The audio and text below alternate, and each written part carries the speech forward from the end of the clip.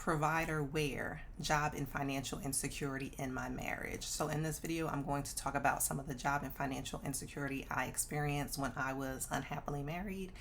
And I want to talk through some of the false narrative of the man as provider, specifically with Black men, as well as this false narrative of women as gold diggers, specifically Black women, right?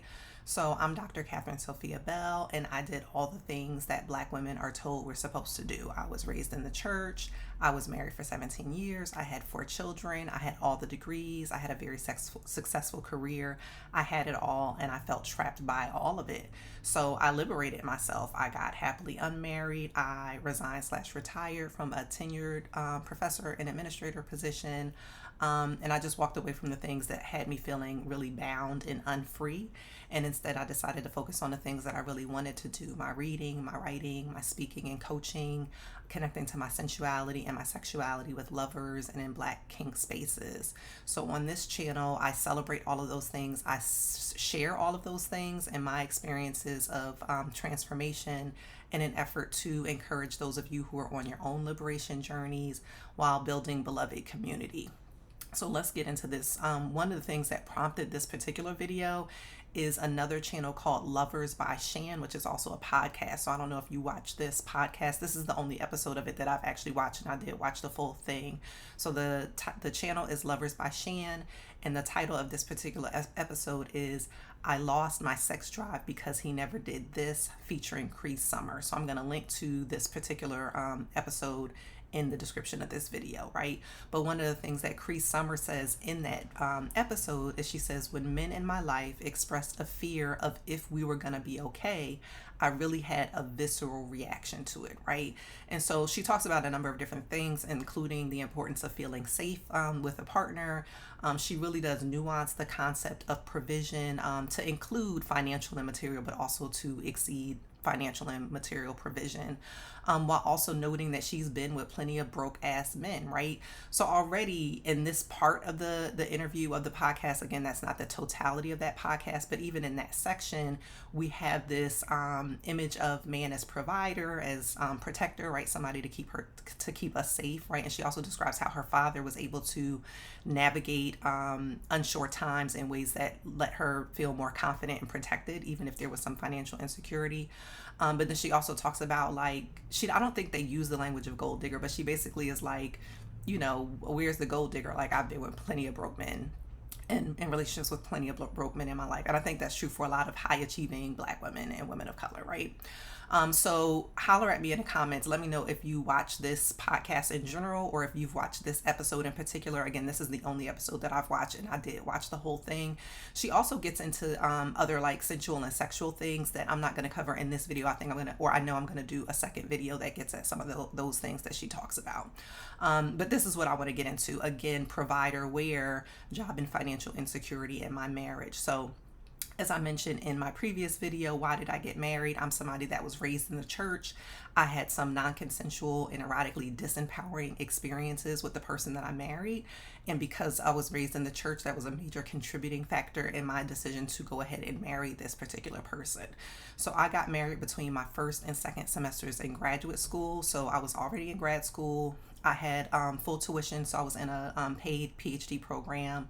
I also had what was called an assistantship, so I was basically getting paid to be in college. To be in grad school. So my full-time job was being a graduate student. So I had my own apartment, I had a stipend, or an assistantship, and I was paying my own bills, right, by the time I got married. So when I got married, again, between my first and second semester in grad school over the winter break, New Year's Eve, he had just finished undergrad. He was unemployed. So I married a man who was unemployed, who then moved into my apartment where I had already been like paying my bills and where my needs had already been met, right? Like, I wasn't making a whole lot of money. I was making about $12,000 a year in my first 2 years of grad school, and then that bumped up to about $16,000 a year in my second 2 years of grad school. But the cost of living at that time in Memphis, Tennessee were pretty low. So when I was on my own, it was a livable wage. The only thing that I really wanted at that time, I remember, was a coffee sponsor to support my cafe life and my luxury latte habit, right? But my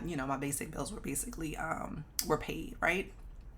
So again, he was unemployed when we first got married. It did not take him long to get a job. So within a few weeks of him moving to Memphis, he was able to get a job.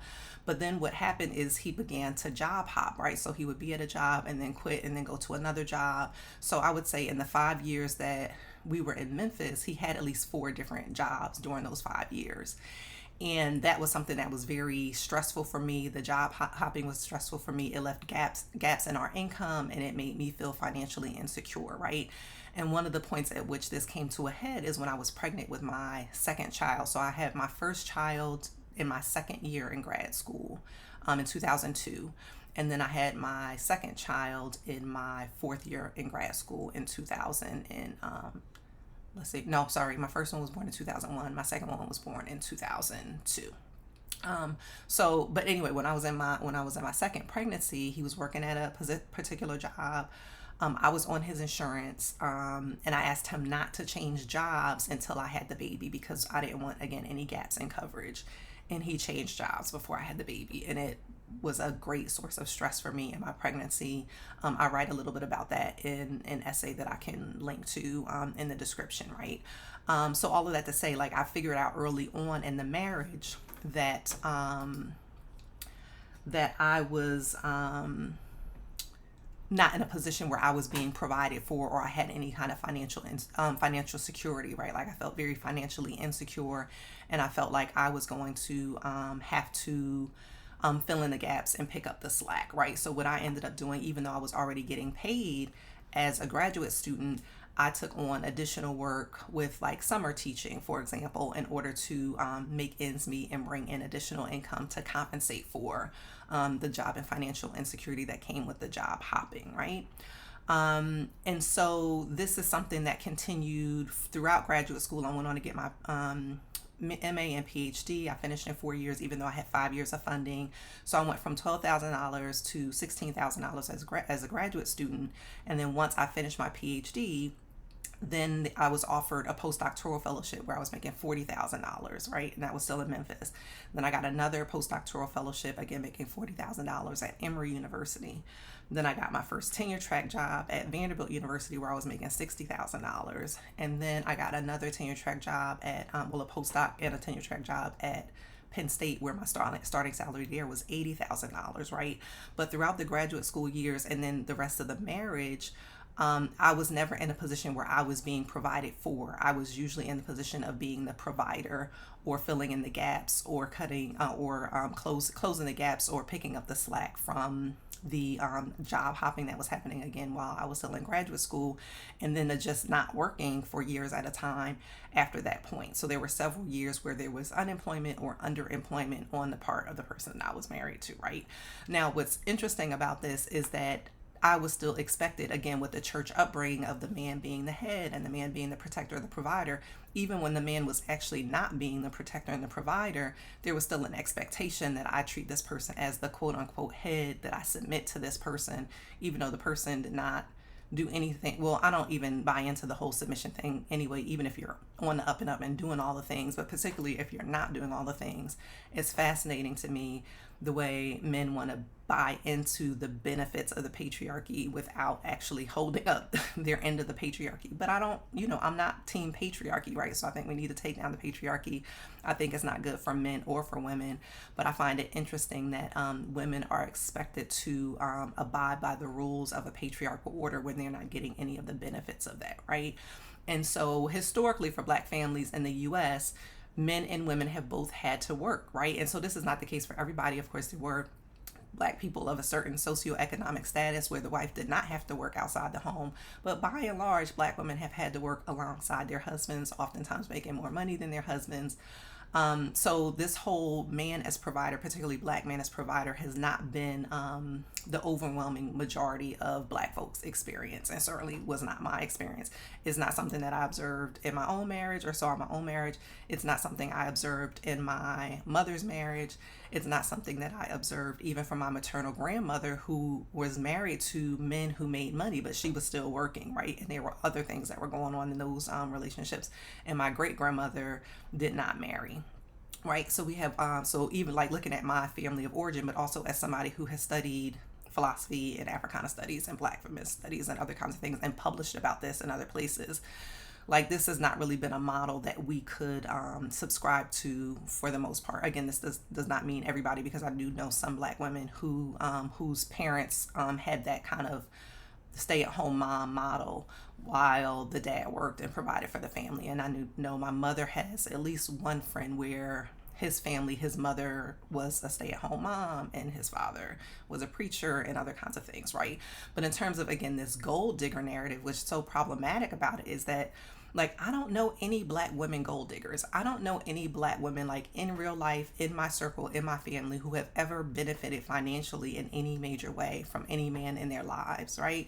Most of the Black women that I know are high achievers, are high earners, and are actually the providers in their scenario, right? Or the higher earners in their scenario, right?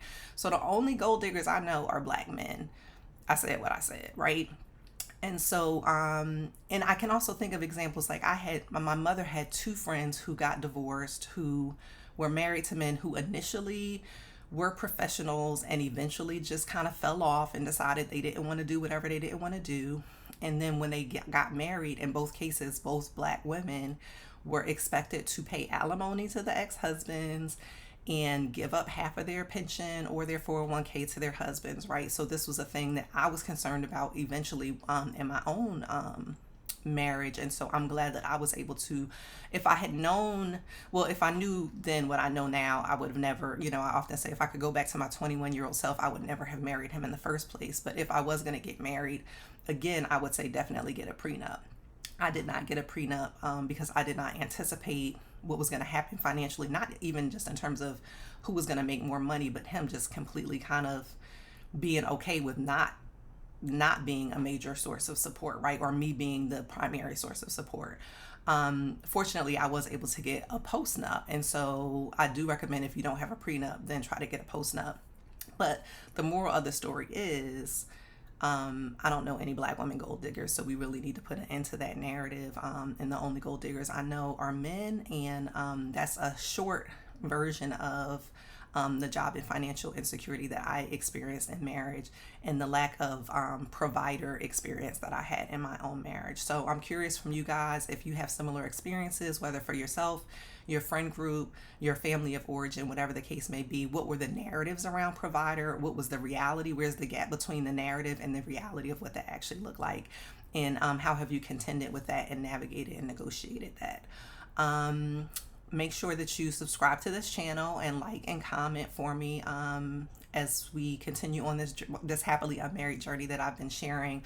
I will say what you should watch next is Exploring Black Kink Spaces. So I do want to come back to some of this discussion in the same episode on this channel with the same episode with Cree Summers, where she's talking about sensuality and sexuality and some desires that she has. And so I want to talk through that a little bit more because I do have some experience with that on my Black Kink side. And so I'm going to talk a little bit about Exploring Black Kink Spaces in my next video.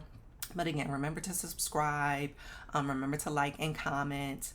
And I do have some more information about my Happily Unmarried initiative in the description. And again, next video, we're going to discuss Exploring Black Kink Spaces. Okay, see ya.